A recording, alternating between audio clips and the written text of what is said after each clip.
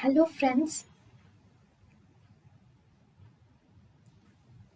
Welcome to Creative Medicine.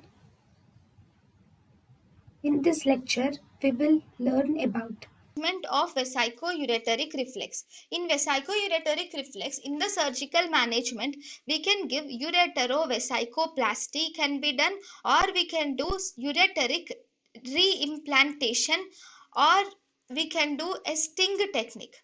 Sting technique is in sting technique we use a subureteric transurethral injection of Teflon paste is given in sting technique.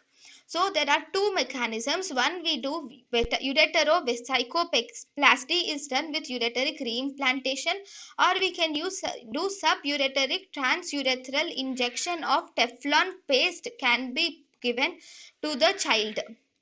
Then the methods of ureteric reimplantation. In ureteric reimplantation, we have two methods. One, we have Lich Gregoire technique. In Lich Gregoire technique, we do direct implantation of the ureter is done in Lich Gregoire technique, whereas the second technique is lead better Pilitano technique. In lead better Politano technique, this involves creation of submucosal anti-reflex tunnel is done. So these two are the methods of ureteric implantation. Then